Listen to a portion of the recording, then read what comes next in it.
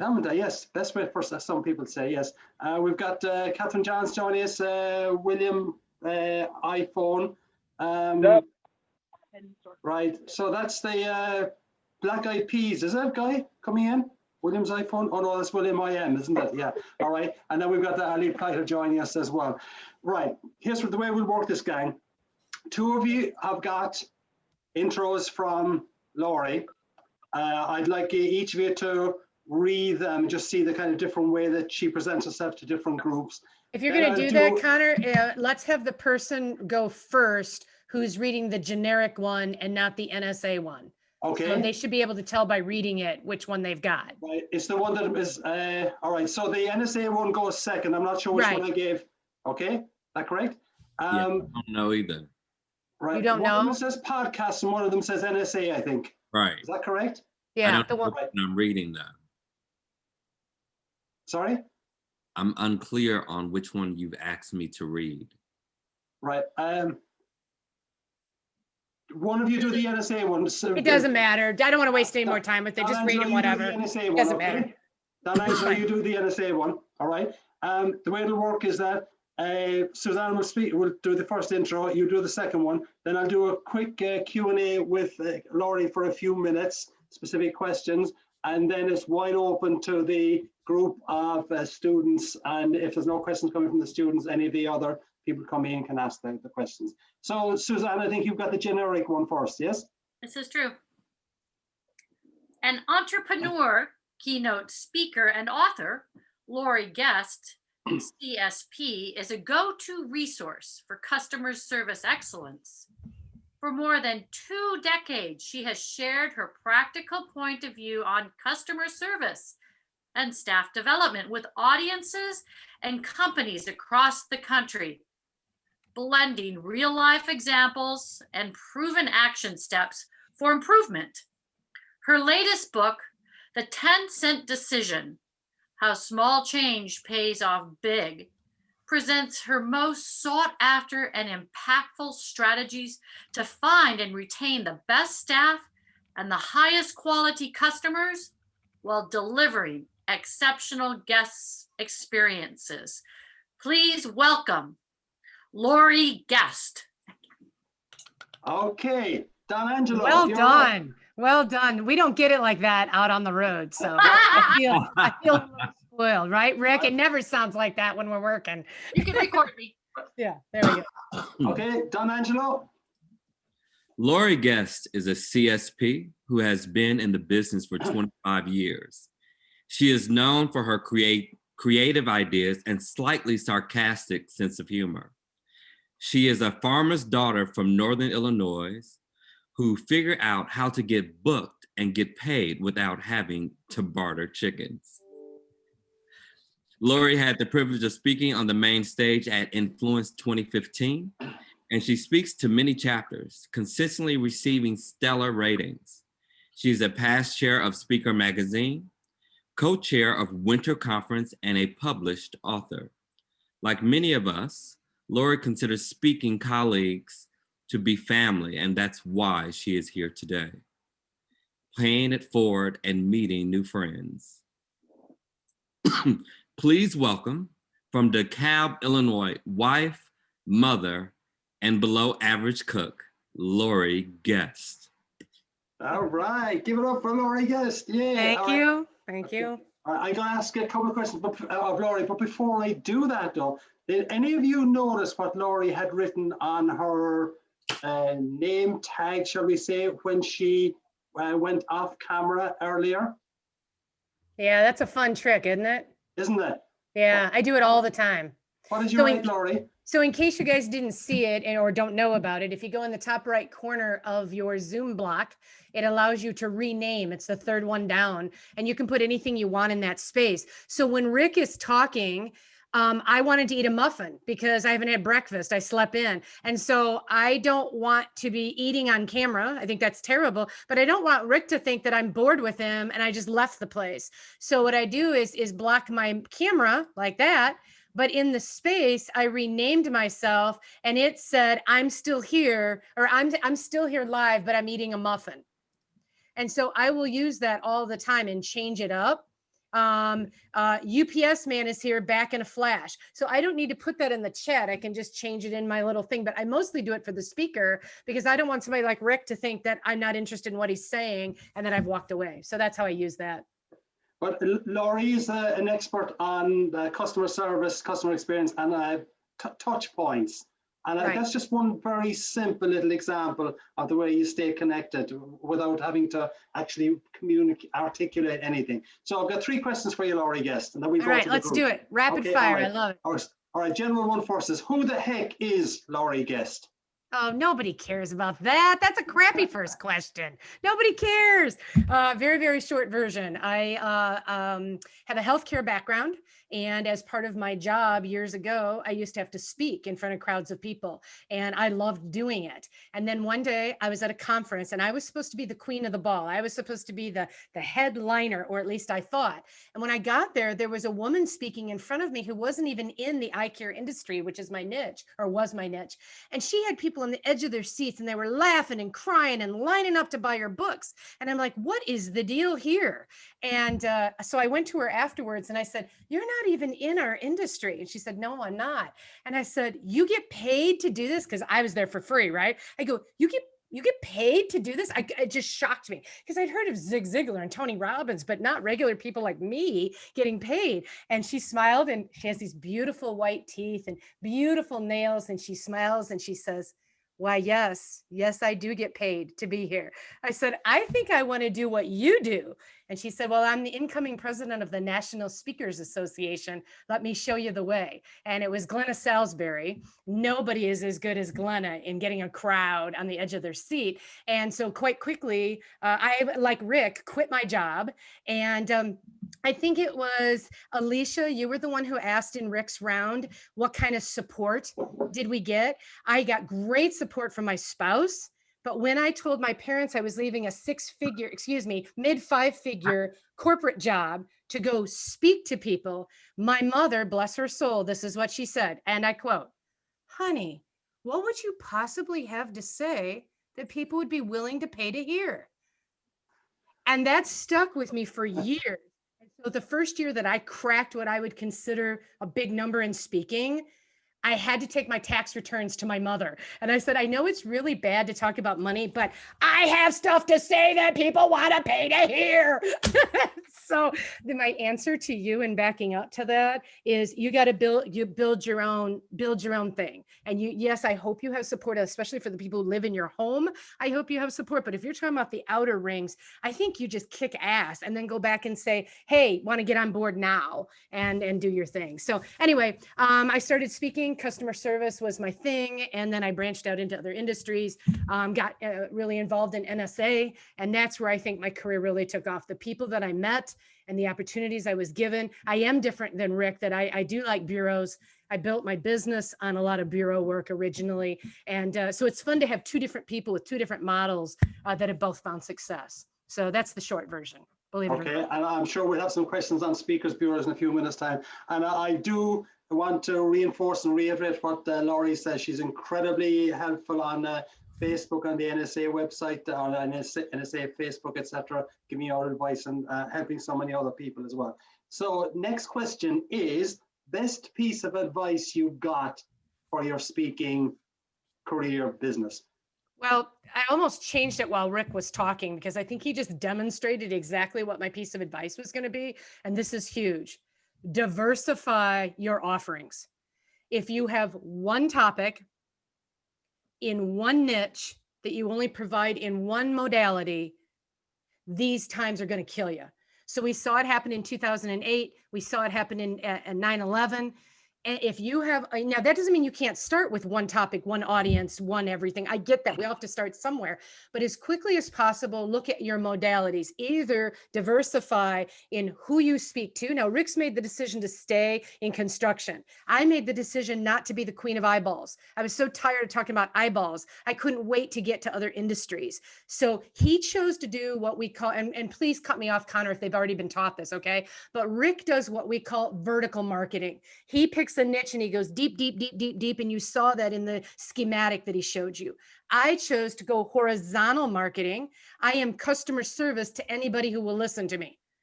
So I might do tourism today and insurance tomorrow and banking the next day. And then if I'm ever in construction, I'm calling somebody by Rick, like Rick, and picking his brain so I make sure I'm speaking the right language when I'm in front of those people. So that's the difference between vertical and horizontal. But then once you pick it, you've got to look at all the different ways that you can get your word out. And he demonstrated that already through books, webinars, through online learning platforms.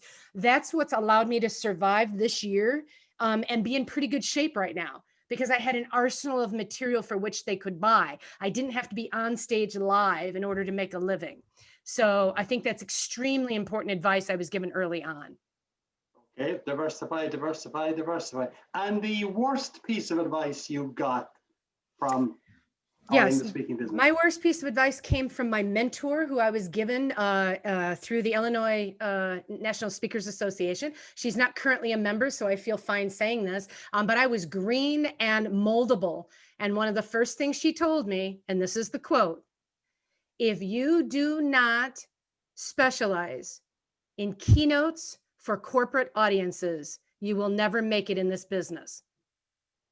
That's crap. That was crap advice.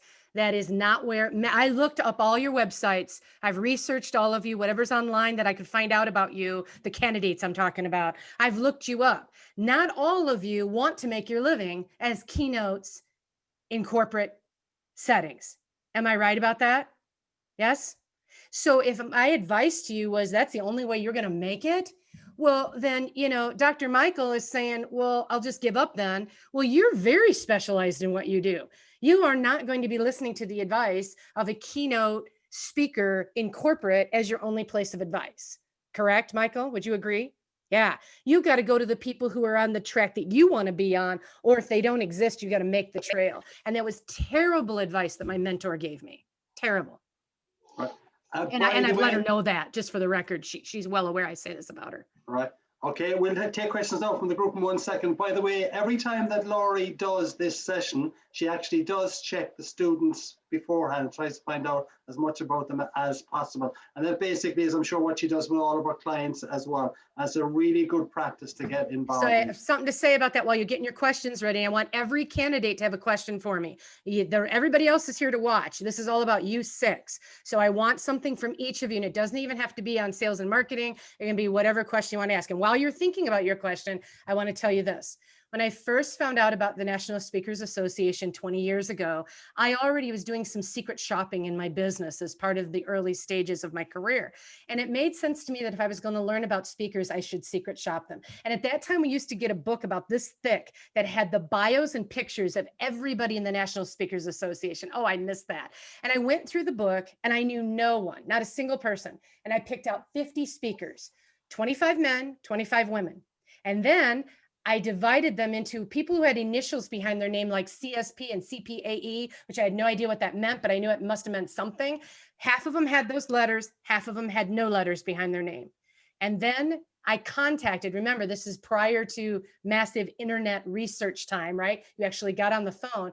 I called all 50 of them as if I was hosting an event for which they could be hired to work at. And I tried to see what did those 50 speakers do that stood out amongst the rest. And what I was shocked about, and I share this story a lot, out of 50 people, there was one speaker, one out of 50, who did all the things that I think you need to do to get booked. They returned the call promptly. They gave me attention when I called as if I had money when they didn't even know if I had money to spend. They did a lot of listening, not a lot of talking. They followed up immediately to find out where they were in the selling process. And this particular person who won, I'm going to tell you in a minute who it is, the one person out of 50 who did everything, I remained on her mailing list for 3 years after this initial call under my fake name and fake address that I use for secret shopping. I continued every 90 days to get something from her. It was a postcard. It was an article she thought I might like. Every 90 days till you buy or die is an old saying. And this woman followed up on that. I eventually had to come clean and tell her to quit wasting her postage on me because she'd been secret shopped and I was never going to hire her for a booking. That's really sad, 1 in 50. And that person's name is Karen Buxman. She's out of San Diego, California. She's a healthcare speaker. And I have told her many, many times, that watching what she did helped me build my business early on. It is consistent follow-up in a system you've developed for yourself. It takes 5 to 7 times. It's not a one and done. People call you and say, hey, Cindy, we might be interested in having you. If you don't do the follow-up and you don't do what it takes to win that race against whoever else you're up against, then that's a problem. So the secret shopping matters. And it is why I look up every single one of you. Even if there was 100 of you here, I would look you all up before we talk, because then I know who I'm talking to. You know, how do I know in advance that Mary talks on addiction if I don't look it up? Right? So I have to look up the people and know what they're talking about. So anyway, all right, Connor, I'm ready for rapid fire Q&A. I promise to keep my answers shorter than I have been. Okay, as I'm looking at it here, Don Angelo, a question for Laurie. What did you find out? About you? Yes. I'm happy to tell you. Do you want me to do that in a group setting, or would you rather have a private report? Oh, okay with it. Okay. So obviously you're like they've already said, your photo is gorgeous, man. You are selling on them chops. I'll tell you, they look really good. My first reaction when I look at it is I know what you are, what you're selling yourself as, but I don't know how you help me. Okay. When we sell, and this is sales 101, find the pain, provide the solution. So even though Rick doesn't use an elevator pitch, he has one. He just chooses not to call it that. He's very clear on what pain does he solve. So for me, I help you to learn how to I teach people how to attract and keep new customers. So when you pull up my website, you better see that it's customer service. I'm going to make your customer service problems go away. So my first reaction to you is, what pain do your people have that you make go away? And that would be something I need you to answer. I want you to think about it. Now, the page that popped up might be the about page, because when I click on your logo and come back out, now I see the stock photo, the people results, business results. That's where your promise is being made. But when I actually Googled your name, I got your about page. So I want those to fold together better so that no matter where my entry point is, I know what pain you're solving. Fair. Does that make sense? That's where I'd start. Impressive website. Looks really nice. Okay, that's your fee for the whole course paid for there in 5 minutes, Don Angelo. Next up, who wants to go next of the students? Raise the hand. Ask, all right, Michael. Dr. Michael. Frank, I'd like the same answer about what my website. Well, I wasn't planning on going down this path. Let me pop to yours. I have them all up here. Okay, now for you, I had trouble finding you in what I believe is the place you want me to land. So because you have a name that is not uncommon, right? Compared to some of your colleagues, you have a more common name. I put in your name speaker and I got a bunch of different stuff. So the page I'm on right now is technically your one sheet. And I'm not seeing your actual website. So my advice to you, can you tell me real quick what your website is? AlexanderTalks.com. Okay. So here's just a second. Got to pull it up. Okay. I want to show you something real quick. Can I share screen? Did you give me permission to share? Well, give me a moment. Give me a moment.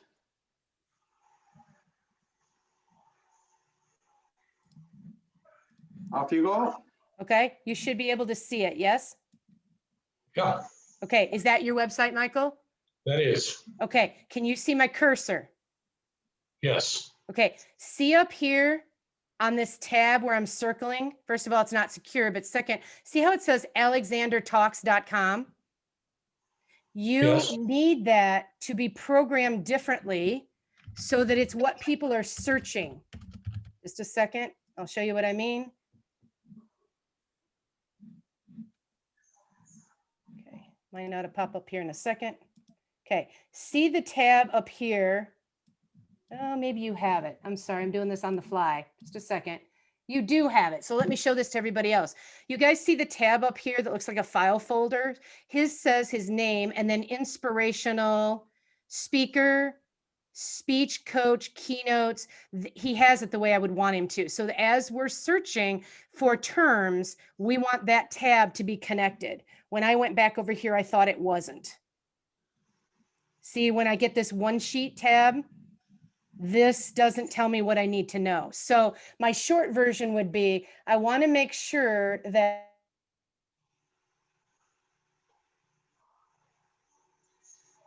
prepared if I thought I was doing this as my thing. So sorry about that. Here we go. You have the same issue, is that it's about you and not about the pain that the person has. And most speakers, they're guilty of this. Most speakers, we talk about ourselves, even in our intros or in anything else that we're doing, we have a tendency to be about us. And I'm encouraging you to flip it around and provide the solution to the pain. Okay. All right, let's go in a different direction because I wasn't prepared to look at everybody's websites. I have to think that through, and that's going to put me on the spot for too many people. So whoever my next candidate is, let's go in a different direction, please. Who's up next? Uh-oh. This is Alicia. I'll go. All right. I actually would love for you to go back through your 4 things. I got 3 of them. But I didn't get all 4. So what were the 4 things that we really need to learn in order to sell? I don't know what I said. Well, one of them was return the call promptly. Oh, the things that Karen did. Okay, so I did say those really fast, didn't I? The first one is that you have to return, if you're not going to pick up the phone, at least return the call promptly. There were some speakers, and again, this was years ago, so I don't remember the details off the top of my head, but there was. Laurie? Pick up the phone. They never even called back. And my alias is set up to look pretty convincing. It wasn't like they looked at me and went, oh, she's a fake. She's just kicking tires. It's a pretty good fake. So return the phone call, right? The next one is, I don't know if this is the order I said them in, but make sure you're doing more listening than talking. I've lost jobs along the way because I keep talking and talking and talking. Where if we do more listening on the sale end, this is important. Do listening on the sales side of it. Once you've closed the deal, then worry about some of the fine tuning and all the creative things you can do. Right. And so if I had you on the phone, Alicia, you were my client and you already want to buy from me, instead of closing the deal, if I say, oh, you know what else we can do? We could do all these breakout rooms and I've got some games we can play. Would you like to play games? Would your guys like to play games? And all of a sudden you're like, whoa. Have any of you guys ever done that? You've talked yourself out of a job because you're telling them more. Remember, the first step is to close the deal. Then you can talk about the different ways to customize the talk. Unless that's what's going to let you close it, there's no sense in going down that rabbit hole until I can make the deal, right? And then I think the fourth one I said was the idea that she stayed with me. She didn't do a one and done. She stayed with me through her follow-up, whether the first 2 times, I think it was a follow-up phone call. And then other times it was just a note in the mail or whatever, till I finally asked her to stop sending me stuff. Yeah. Thank you. You're welcome. Laurie, if I can just follow up on that for a second. You speak regularly about the way you play back what the event planner says to you in your proposal. Do you want to address that? Sure. I call it boomerang language. And before I forget, I'm going to type this in here right now.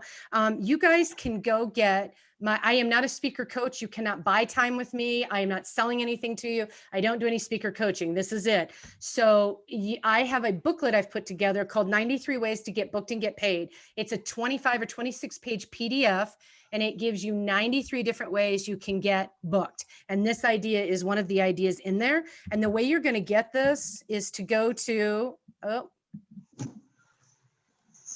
did I freeze? Yes. Shoot.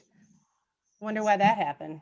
I haven't had that happen until now. You can still hear me though? Yeah. Yes. Okay, then I'll wait. I'll block. I don't know what's going on. Cindy, can I ask you please to type into the chat for me, unlockthegoodies.com. That's the website. Unlockthegoodies.com. I think I'm back. And the password is NSA, all caps. And I'm going to answer Connor's question in just a second, but I want to tell you about this document. And so what happens is when you go to this page, unlockthegoodies.com, and goodies is GOODIES, you're going to see a simple splash page come up, and it's going to show you a place where you have to put in a password. So this is my website that I use for this purpose. I do not pay a monthly fee, like to join by text or something like that. And I can make as many passwords as I want. Right now I have 30 different passwords, and the password opens up a different vault of information. So when you type in the word NSA or the letters NSA all caps, it's going to open up for you everything I have for speakers. So my 93 ideas, my video on how to do sweet spot pricing, which is the best advice I can give you, and anything else I have for speakers gets thrown into that vault. Now, if you were bankers, you would get the password for bankers and you would find a totally different resource vault there because they don't care about the same things speakers care about. And so I have found this to be really relevant. Now you're going to have to put in your email. I'm going to do nothing with that because I do not chase speakers for business. So you'll never hear from me. But if you were a banker or one of my other chases, when you put your email in there, I get an email. So on there it would say Suzanne Nance and show her email, and it would show me by the password she used how I should tag her. So if it says NSA, I'm going to ignore it. But if it has my banker password, I'm going to put her in my CRM and I'm going to tag her as a banker so that when I do push out marketing, I would send her the stuff a banker would care about. I'm not going to send her stuff that a travel advisor would care about. Does that make sense? So that's how I use that, which is different than a join by text type thing where you just pull in all the emails that you can. So hopefully, and I don't see anything in the chat. Cindy, did you end up putting it in there for me or no? You Yes. did? Okay. Yes, I In did. my chat, it's not there. So as long as you say you have it, that's fine. Is What everyone- Connor's talking about is one of the ideas I use is called boomerang language. And here it is. When you are talking to the person you're trying to sell to, and you say to them, tell me a little bit about your meeting, you need to then listen for unusual words they use. So we'll say I'm talking to Barbara, she's my meeting planner, and she says to me, you know, Laurie, what we're really looking for is somebody who can just create that spark and really jumpstart our meeting. Okay, so there's two words in that sentence that are unusual, spark and jumpstart, right? The rest of the words are just regular words. So when we get to the end of the call, I'm going to say to Barbara, great, Barbara, I think I have everything I need. I'm going to be sending you a 3-tiered proposal that gives you 3 different investment options to match your budget and a course that I would recommend that's a match for this, or a workshop, or fill in the right word, right? Well, I'm going to pull up my regular description paragraph that appears on my one sheets and on my website. And I'm going to see if there's a sentence I can pull out and slide her sentence in. So maybe I had a sentence that says, Laurie will bring the enthusiasm that you need to your next meeting, or something like that. I'm going to suck that one out. And instead I'm going to say, Laurie can bring that spark that jumpstarts your next meeting of travel advisors. When she calls me back, most of the time they say some version of, oh my gosh, you're exactly what we were looking for. Yes, of course I am. You told me. Now, the key is, obviously, I can't insert what I can't do. So if Barbara would have said to me, we need somebody who is a social media queen that knows how to absolutely get followers. Okay, that's not me. That's not my wheelhouse. So I can't put that in the description if I'm not able to deliver it in some way. So that's what we call boomerang language. And just because you wrote a description to your talk and it's on your website doesn't mean that you can't tweak it and send it to your client so that they say, wow, that is exactly what we wanted. So you really have to listen. I have in the last couple of years started recording my calls. In Illinois, we need to have 2-party permission for that. So I would say, Barbara, as we have this conversation, may I have your permission to record it just so that I don't miss anything? And then most of the time they say, oh yeah, sure. Now I do think when I do that, they have a tendency to hold back a little more. I don't get the nitty gritty sometimes. So when we go to do customizing calls, I try not to record those because I want Barbara to say, we know who we have a problem with. It's the CEO of this company.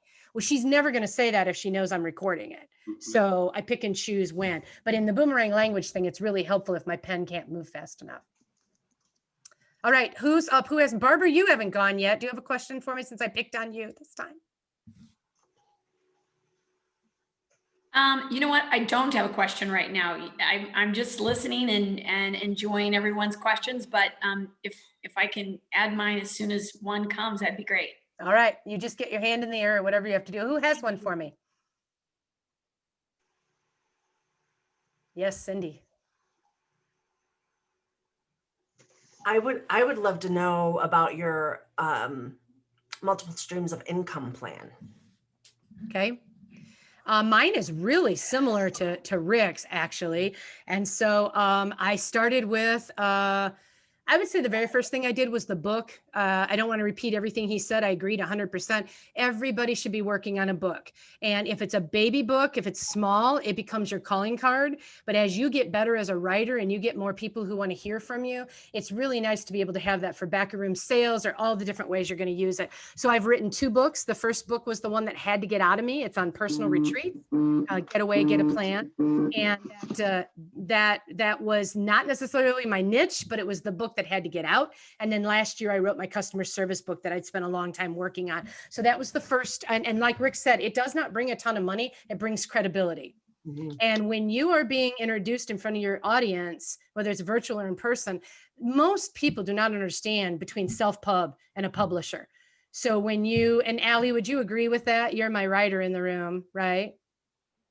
Would you agree that the general public doesn't know the difference in general between self-pubbed and publisher? Do you think that's true or false? No, they still equate those. Where I see people's awareness sharpening is the term bestseller is starting to be just a little jaded because people are coming to realize that you can game that so easily on Amazon. So bestseller doesn't have the chops it used to, but author still does. Author still does. And so I think that that's the next thing that I did, and probably the most important thing I did, was to build my online learning platform. And that's what has saved my bottom in this time, because it was ready to go and I didn't have to scramble to do it. It is robust and I can sell it in a lot of different ways. Just like when you saw Rick pop his up, he can mix and match that thing in all different kinds of ways. It isn't just a one-way sell. And so what he and I have in common is we have that diversity of selling tools. And so I can make up something new, brand new this afternoon if I want to try and get it sold. I think that's the biggest moneymaker that I've made. And then I would say is there another way? I make some money in a version of coaching, but I never wanted to be a coach. So sometimes people in my premium package buy like 2 hours of pick my brain time. So you want more butts and seats at your next association meeting, you can buy 2 hours of time with me and we will brainstorm ideas. But that to me is not coaching. Coaching is we work together long term, and I don't want to be invested. I didn't like the way coaching felt. So I did try it and abandoned it pretty quickly. So I think that's the short answer to that question. Okay.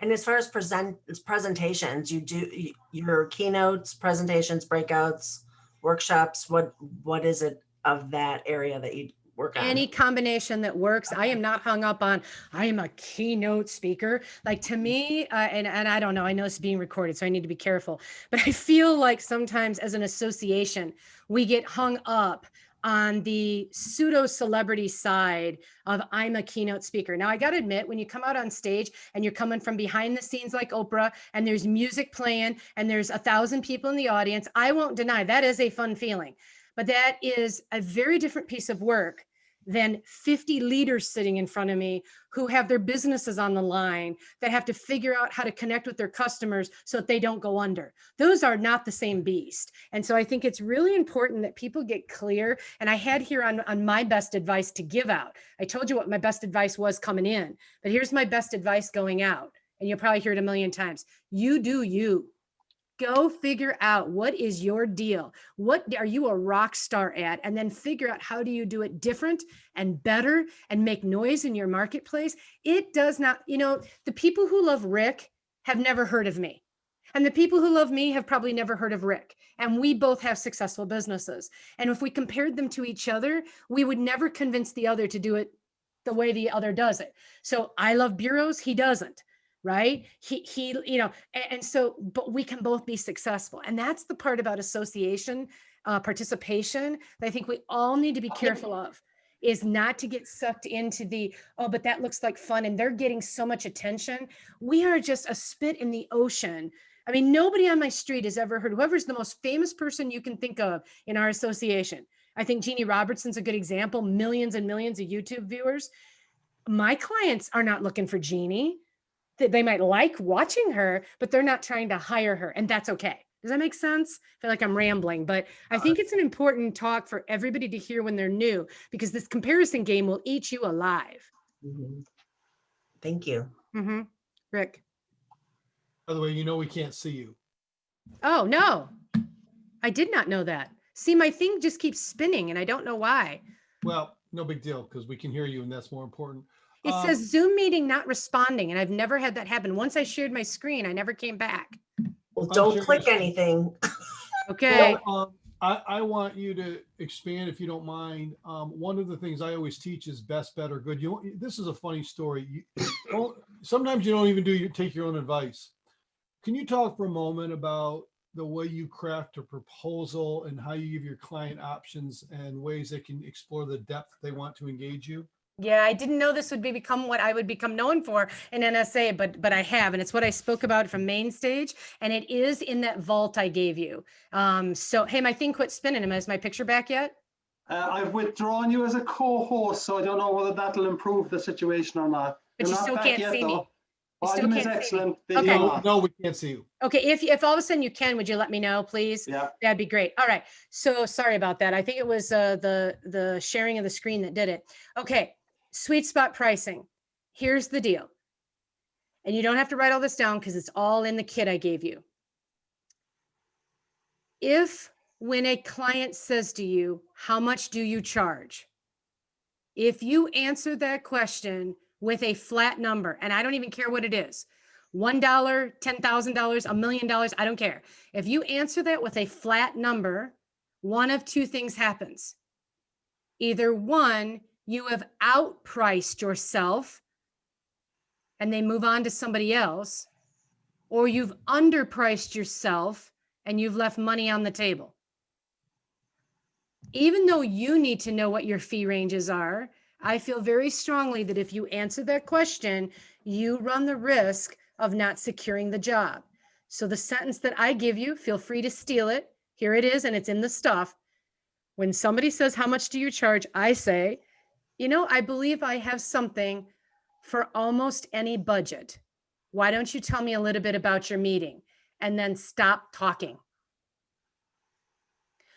You will know after experience when the way they answer you, you already know what budget line you're in. If they are hosting a sales meeting for 3 days for 100 people at the Hyatt in Chicago, they have money. They might not want to spend it on you, but they have money. If they have 20 ladies in a church basement eating over lunch, they probably don't have a very big budget.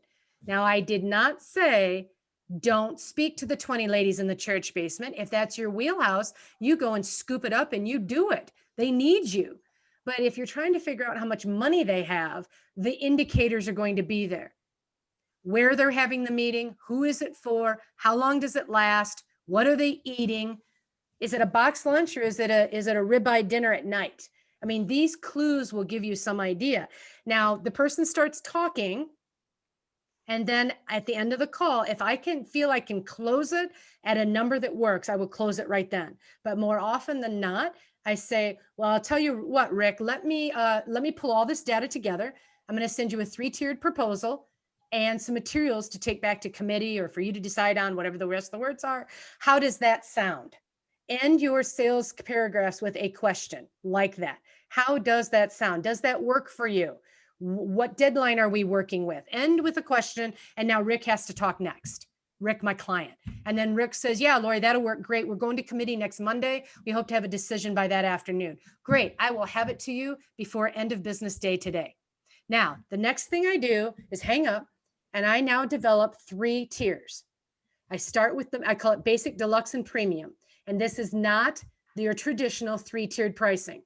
3-tiered pricing is where we just grow. We go from 2,000 to 4,000 to 6,000, and there's 3 different offerings. That's 3-tiered pricing in its real sense. Mine is called Sweet Spot in that I purposely design it so that they will choose the middle package. So that's the one I developed first. That is the win-win. That's the amount of work that they want from me for the amount of money that I am willing to accept for it.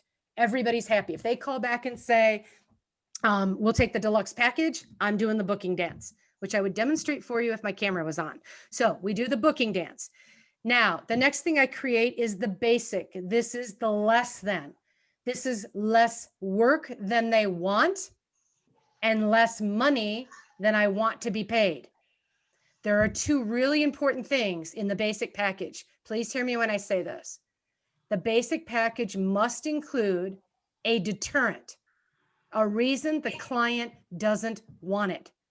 And if you don't include a deterrent, they will pick it all day, every day, because everybody wants to pay us the least amount they can. So what's a deterrent, you ask? Well, back when we were doing a lot of live work, my favorite deterrent is this package available when I'm already in your area. So if I'm going to fly to San Diego and I can pick up an extra job while I'm there and you pay less to get it, cool beans. I didn't have to get on another plane. So it's worth it to me to take maybe $2,000 less for that because I'm already in the area. Here's another one I'm still using now and it works and I like it. Content is industry specific, but not customized. That means off the shelf, ready to go. I can do it right now. You're going to pay less for that because I didn't have to put all the homework in place. In the document that I gave you, they gave you in the vault, I gave you a thing that's called a 100 pick list. There's 100 things you can add to your packages and a list of 12 deterrents. The second thing about the basic package is it cannot be a fee that you are mad that you have to honor when the time comes. If for some reason you said you were going to do it for $1,000, you better be happy to pull out of that driveway for $1,000, because then you're kicking yourself when the day comes and you're driving out or getting on a plane or even getting ready for a webinar. If you charge too little for it, you got nobody to blame but yourself. Okay. Everybody with me? Thumbs up if you're with me so far. Yes. Thumbs up, thumbs up. Okay. Now you do the premium package. This is the more than. This is more work than they wanted from you for way, way, way more money than you think they will pay. It needs to be what I call a big ass number, because you don't want them to pick the premium. All you're trying to do is make the middle package, the soft, gooey stuff in the middle of the Oreo, look as desirable as possible. And you're going to do that by making your premium package really high. So in talking random numbers here, I don't want your packages to be 2,000, 4,000, 6,000, because that's equal.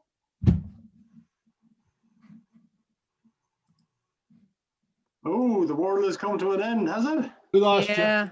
Can you hear me? Hey, can you hear me? Yes, we can. Yeah. Okay. Yeah. Let's see. There's still 15. Connor, I'm going to go out and come back in. You guys talk amongst yourselves for just a second. Anybody who's used Sweet Spot, share your experience with it. I'm going to go out and come back in because this is a bummer. I'll be right back. I want to make a comment for all of you. I don't do it exactly in the same format she does, but I look for those opportunities and offer my clients a menu of options. And I do want one client per year to pay that ridiculously high fee to have me do all the stuff. That's helped me stabilize my business. And I'm hoping when Laurie comes back, but I just want you to hear that I said I have one consulting client per year. I want that. And if I didn't have that last year, I wouldn't have made payroll.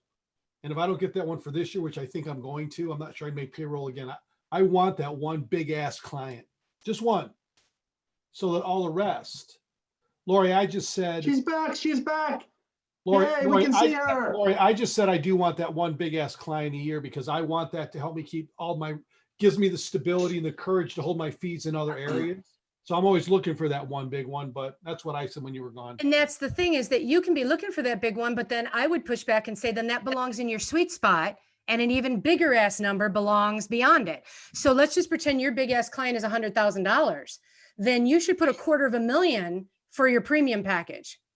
That's my point, is that I don't even care if whatever the number is, if it's what you want, it belongs in the middle.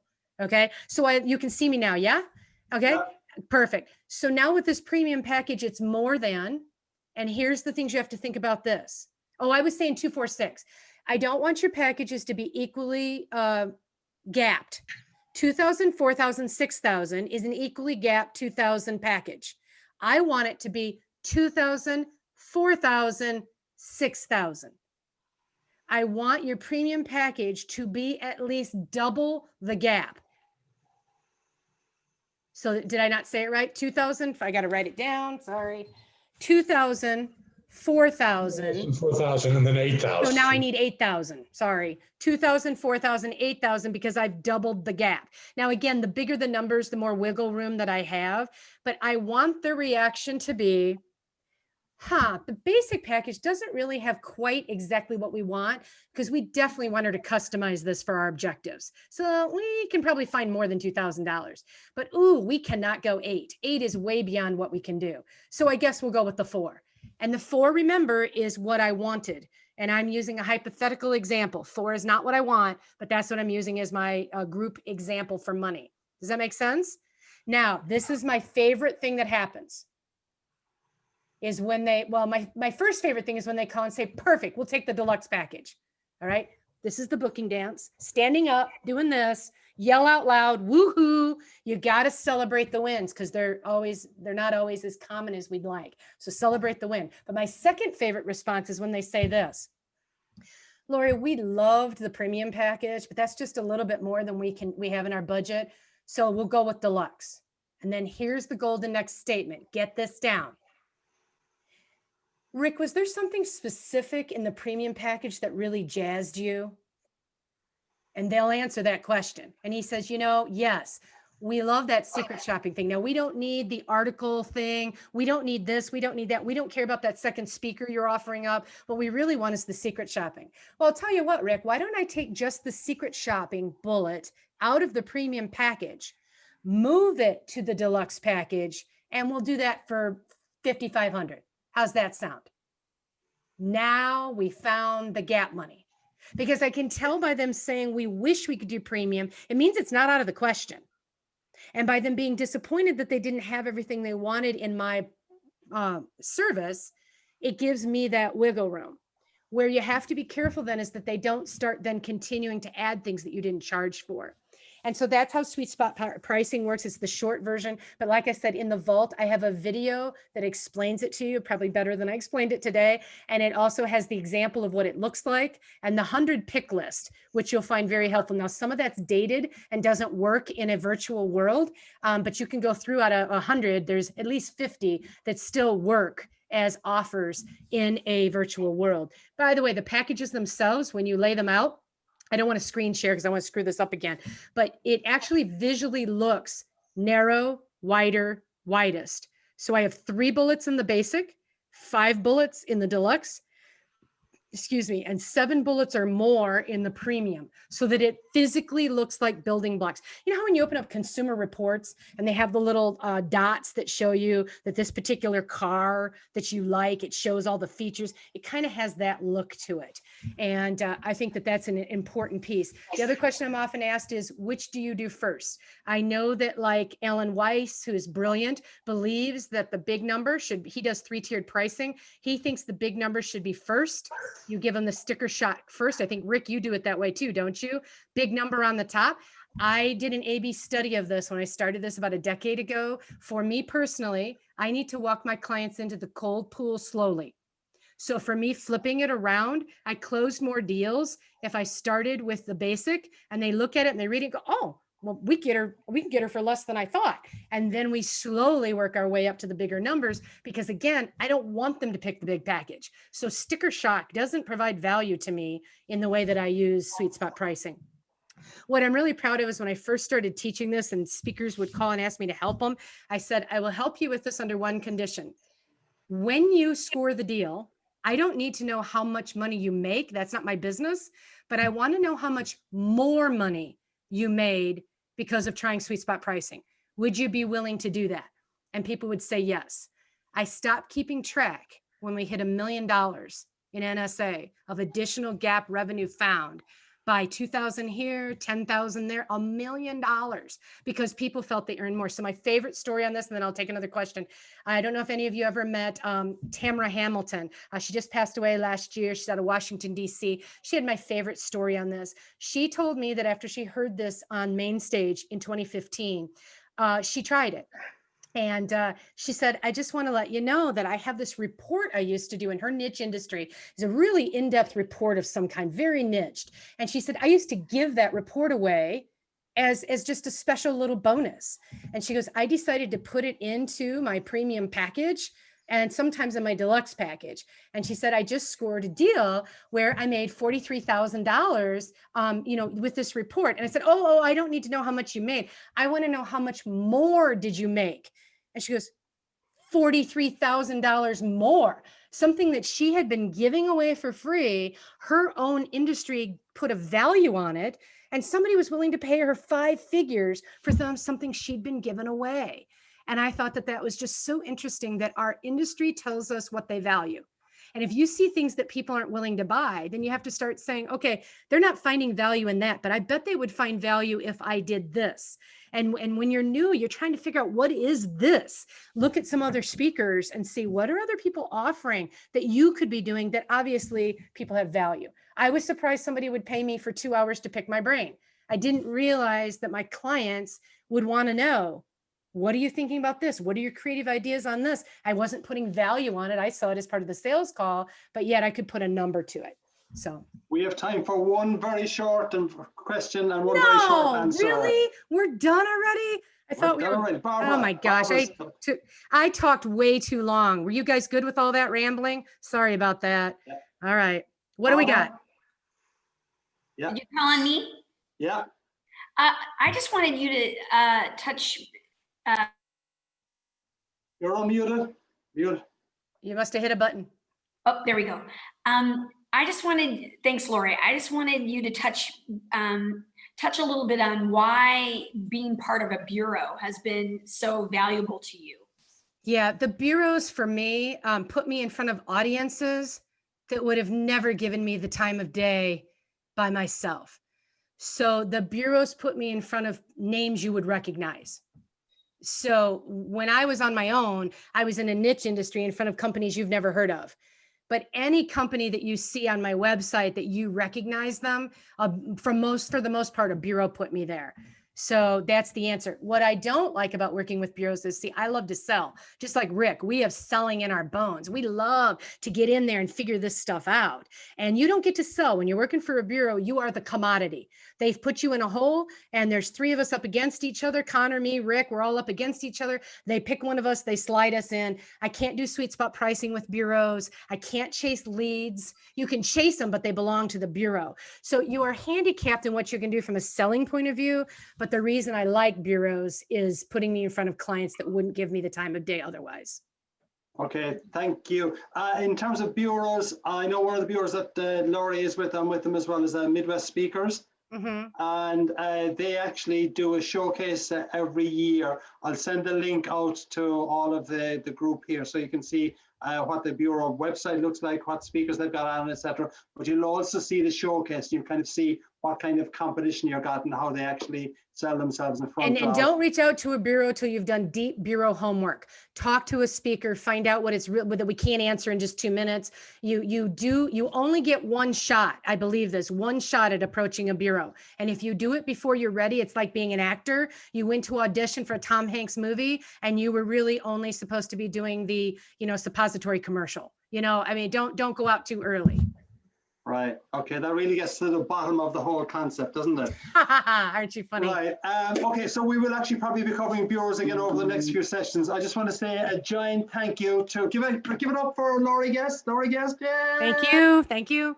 Time went fast and my mouth is flapping. Absolutely. And again, Rick Davis, thanks a million for your contribution today to the group. We're going to be meeting in 2 weeks' time again, I think it is. And the 14th, whenever that is, we've got 2 weeks break, is it? So I'll send out the homework to you. Anyone got any final thoughts or comments before we say au revoir, adieu? No? All right, so we'll see you. Laurie, thanks a million. You're welcome. Rick, thanks a million. Kevin and I will be back on the 14th. Stay well, and you'll have homework in the next few days as well. Cheers, gang. Stay healthy. Great. Bye, Cheers. everybody. Thank you. Bye. That's great, great, great. Thanks, everyone.